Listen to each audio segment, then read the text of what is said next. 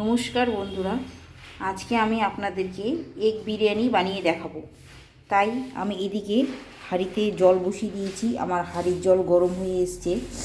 এবার কিছু গোটা মশলা আমি এই হাঁড়ির জলের মধ্যে দিয়ে দেবো। এখানে এলাচ, লবঙ্গ, দারচিনি, জয়িত্রী, সাজিরে, সামরিচ আছে এবং স্টার এনিস আছে। এগুলো সব আমি জলের মধ্যে দিয়ে দেব এবং অল্প পরিমাণ লবণও দিয়ে দেব। এবার এতে আমি ধুয়ে রাখা চাল দিয়ে দেব। এটা লং গ্রেন রাইস। এবার জলের মধ্যে আমি এই চালগুলো দিয়ে দেব।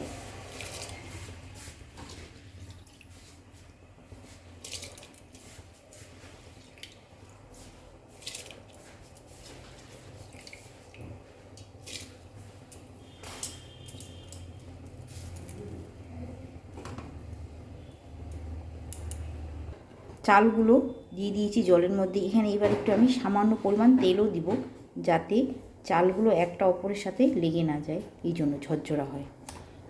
এবার এটাকে আমি চালগুলোকে ফুটতে দেব এবং ভাতগুলো 80% হয়ে যাওয়া পর্যন্ত আমি এটাকে হতে দিয়ে তারপরে নামিয়ে নেব। এই যে আমি এইদিকে পেঁয়াজগুলো কেটে রেখেছি বেরেস্তা বানাবো বলে, আর এইদিকে কড়িয়ে তেল বসিয়ে দিয়েছি। এবার পেঁয়াজগুলো দিয়ে আমি পেঁয়াজগুলো বেরেস্তা বানিয়ে নেব।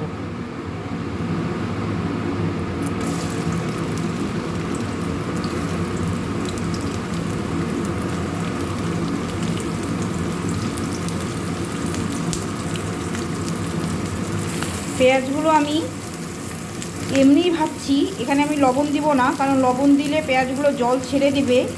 ওই জন্য পেঁয়াজগুলোকে আমি এমনি তেলের মধ্যেই ভেজে বেরেস্তা বানিয়ে নেব। আর এদিকে আমার চালগুলো 80% হয়ে এসছে। এবার আমি এটাকে নামিয়ে নেব। আমার বেরেস্তাগুলো ভাজা হয়ে গেছে। এবার এগুলোকে আমি তুলে নেব। আমি বেরেস্তাগুলো তুলে নিয়েছি এবং এখানে ডিম আর আলুগুলো কড়াইয়ের মধ্যে ভাজার জন্য দিয়ে দিয়েছি। এবার এতে আমি পরিমাণ মতো লবণ ও হলুদ দিয়ে দেব।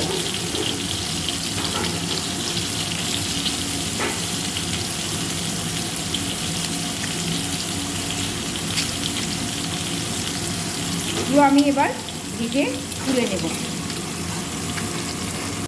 আমি এখানে ডিম আর আলুগুলো নামিয়ে নিয়েছি। এবার আমি ডিমটা রান্না করার জন্য কিছু মশলা করে নেব।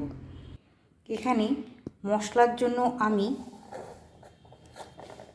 মিক্সিতে কাঁচা লঙ্কা, আদা, রসুন, বেরেস্তা যে করে রেখেছি সেটা এবং গোটা জিরে দিয়ে মশলাটাকে আমি মিক্সিতে পেস্ট করে নেব। আমার মশলাটা পেস্ট করা হয়ে গেছে এবং ওই কড়াইতেই আমি তেল বসিয়ে দিয়েছি। ডিমটা রান্না করব, তাই প্রথমে আমি ডিমটা রান্না করে নেব। তাই জন্য আমি প্রথমে তেজপাতা দিয়ে দিলাম।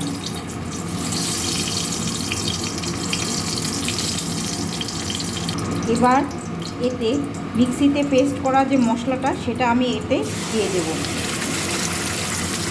ডিমের বিরিয়ানিটা তাড়াতাড়ি হয় অন্যান্য বিরিয়ানির থেকে, কারণ ডিম আর আলুটা যেহেতু ভাজা হয়েই থাকে, শুধু মশলাটা কষে নিলেই তাড়াতাড়ি করে ডিমের বিরিয়ানিটা হয়ে যায়। এতে আমি কাশ্মীরি লঙ্কার গুঁড়ো দিয়ে দেব এবং পরিমাণ মতো লবণও দিয়ে দেব। লবণটা আমি একটু বেশি করেই দিব, কারণ চাল এতে যাবে আবার পরে, নাহলে লবণ কম হয়ে যাবে চালের মধ্যে। আমি কিছু চালের মধ্যেও প্রথমে লবণ দিয়েছিলাম এবং মশলার মধ্যেও লবণ দিয়ে দিলাম, যাতে চালের মধ্যে লবণটা পারফেক্ট হয়। হলুদ গুঁড়োও দিয়ে দিলাম এবং এখানে কিছু ধনেপাতা কুচি দিয়ে আমি মশলাটা কষে নেব।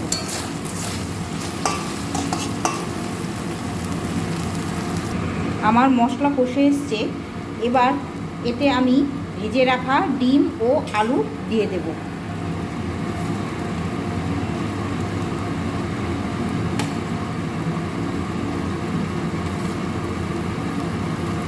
দিয়ে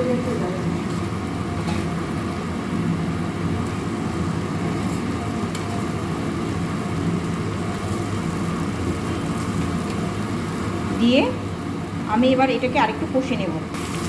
আমার ডিম আর আলুটা কষানো হয়ে গেছে। এবার এতে আমি পরিমাণ মতো জল দিয়ে দেব। জল দিয়ে কিছুক্ষণ ফুটতে দেবো। আমার মশলাটা প্রায় কষে এসছে। এবার এতে আমি একটু বিরিয়ানি মশলা দিয়ে দেব এবং একটুক্ষণ হতে দেব। আমার ডিমটা হয়ে গেছে। এবার আমি গ্যাসের আঁচ বন্ধ করে দেব।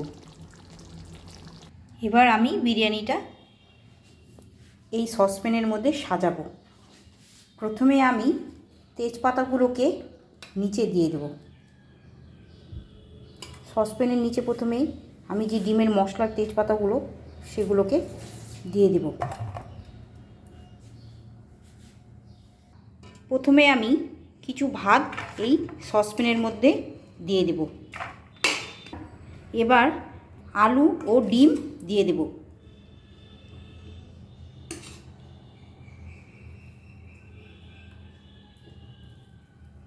কিছু ধনেপাতা কুচিও দিয়ে দেব।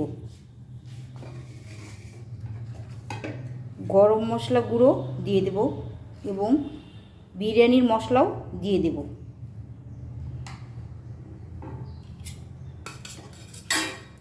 এবার বেরেস্তা দিয়ে দেব।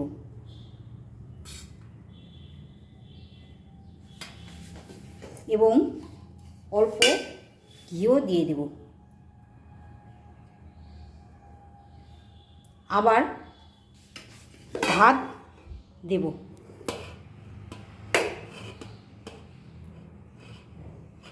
আবারও এতে ডিম ও আলু দিয়ে দেব।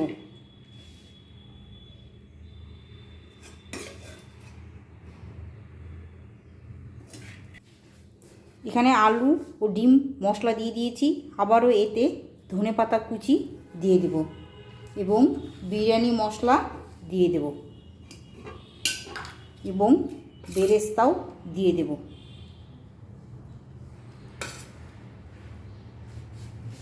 অল্প পরিমাণ ঘিও দেব এবং আরেকটা লেয়ার আমি ভাত দেব।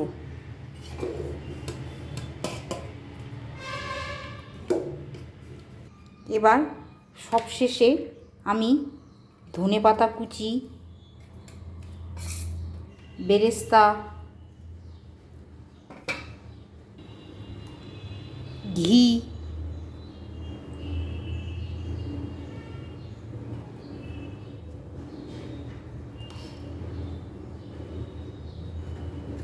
বিরিয়ানি মশলা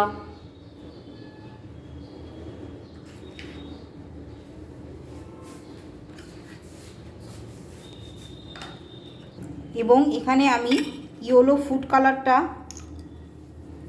কেওড়া জল, মিঠা আতর এবং গোলাপ জল দিয়ে গুলে রেখেছি এবং এটাকে এখন আমি বিরিয়ানির মধ্যে দিয়ে দেব।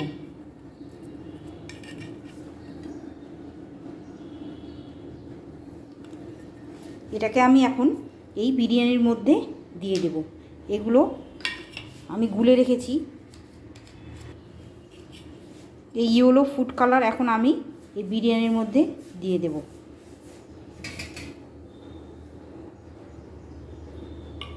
এবার এটাকে আমি দমে বসিয়ে দেব।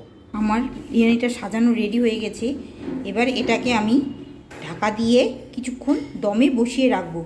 দেখুন কি সুন্দর লাগছে দেখতে বন্ধুরা। আমার বিরিয়ানিটা দম দেওয়া হয়ে গেছে এবং আমার বিরিয়ানি রেডি হয়ে গেছে। দেখুন বন্ধুরা কি সুন্দর লাগছে দেখতে। এবার এটাকে আমি বিরিয়ানিটা কেটে নেব। কি সুন্দর লাগছে দেখুন বন্ধুরা।